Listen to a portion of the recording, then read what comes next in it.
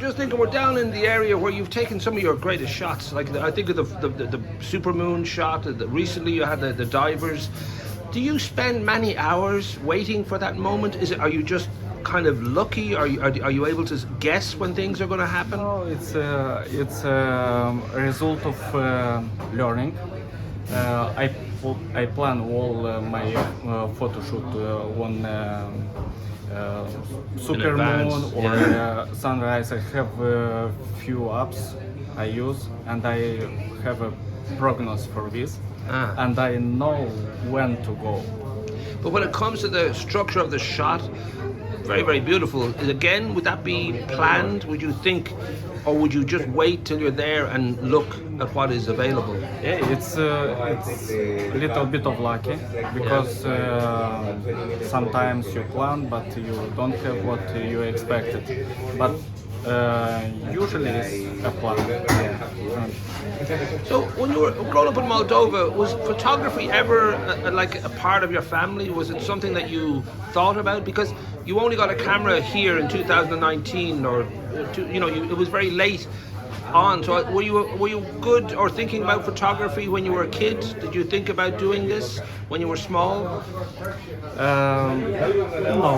No, I will be honest. No. When I came in Ireland, I was very impressed with this beautiful country. All the year is green, and the sunrises on the winter. The people are beautiful. Sorry. The people are beautiful. About people, I will say. I can say another thing about people. I was impressed with kindness of people here, and I love to live here because of that.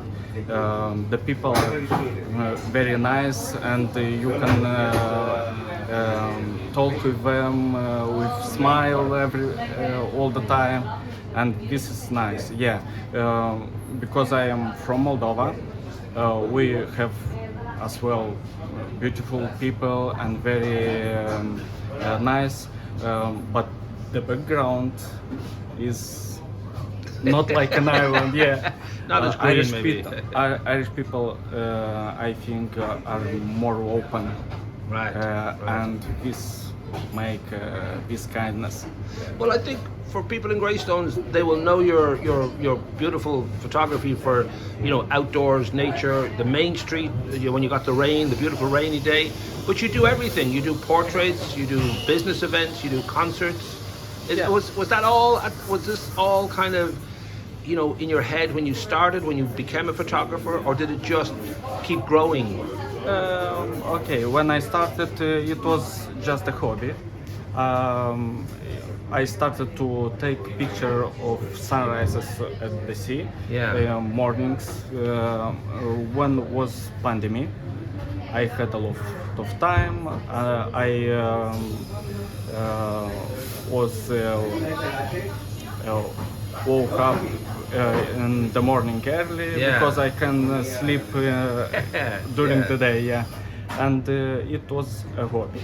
But later I had the idea, why do not learn portrait photography to build a studio, and later I understand the most my passion is to work with people. Right. And when I started to do event photography, not like weddings or communion, but big business, corporate events. And this year I started to photograph concerts. You're at the Button Factory, and Button Factory, Open Life, and this is nice, very nice. It does seem all very, very quick that you went from loving, you're getting up early to do sunrise photographs, to now you're doing, it seems like a full-time profession. Has it been, surprising to you that you've managed to achieve so much, or has it been a lot of hard work? in the background is a lot of hard work. Right. I'll be honest. This year I was sleeping maybe in medium 4 or 5 hours per hour. Wow. Because you need to learn to work and need to pay bills. You need to grow kids and it's a lot of work behind. It's not just I want to take photos and I will do this. Yeah. And has it begun to feel that it is you're comfortable now with it? Is it always hard work? Is it still a lot of work? You know, because obviously you do go out there and do the photographs and you love it and all that. But has it become easier as your name has grown, as your business has grown? Yes, but it's still hard work because to have full-time clients, you have to cover their needs. Sure. And I still work with this to understand people, to understand businesses, and to bring them what they need.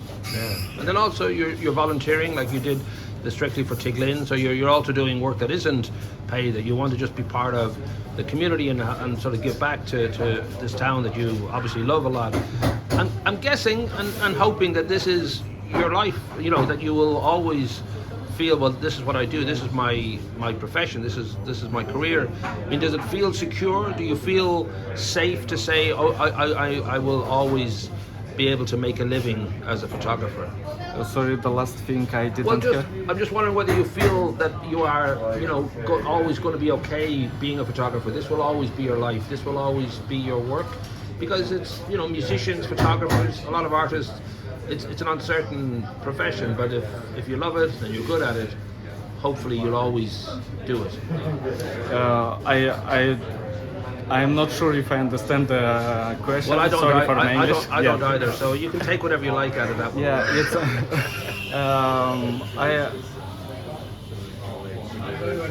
If I think this kind of activity is good for me in future, yes, because it's a lot of work in this direction, and usually the simple photographer just with a camera, they do the same photos like every photographer. Right. And if you grow more and you do something different than other photographer, you can take back how to have back and rewards. Yes. I should ask, just to wrap up, I'm assuming that as much as work goes into taking the photograph and getting the right moment, I'm guessing a lot of your work is also afterwards. You do beautiful, you know, work on the photographs, that they become even better when you, I don't know if there's a lot of work like Photoshop or any kind of, where you have to sort of look at your photograph and create even more beauty. Do you do a lot of that? Do you work with the photograph a lot after you take it? It's the most important work is when you take the photo, because if you'll not have the material to work with this, you'll not do even in Photoshop a great picture. It will be a painting, not a photo. But I learned to take already picture and just with small adjustments in Lightroom, not in Photoshop, you can bring that brightness, colors, and because our eyes doesn't see what can capture the camera. Right. And it's not a big processing after with landscape photography now, because you can take this in that moment. Yeah. But with portraits, there is more work. There I need to retouch in Photoshop, skin tone. Especially if the person's ugly, then it's hard. I am ugly. But my models, my clients are beautiful. Everybody, So just to wrap up then, for people who would like to get prints, well, I suppose your website, they would go to your website, or would they email you if they would like to buy some of your prints? You have amazing photographs of Greystones and lots of other things. Maybe because I am perfectionist, I still don't have a working website now. Right. It's coming soon. Okay. I had already my online shop working. Yes. Last year, a lot of people bought my pictures online from Greystones, from Right. London, for example, and I can send by post. So But- they can email you, I suppose, would be, and they can look at your can Instagram. email, and, they can contact me on Messenger, on Instagram. I can sell individually, but in just few weeks will be ready the website. Okay. Where is online shop and the same my activity with studio portraits, business portraits, family portraits. Perfect. Well, we'll update that. We'll let people know as it's ready. We'll let them know. And just to say now, you make beautiful photographs of Greystones. Don't take any pictures of Bray. Bray is not as good as Greystones, so no pictures of Bray, okay? Okay. I'm joking. I'll be honest. I like Dalkey.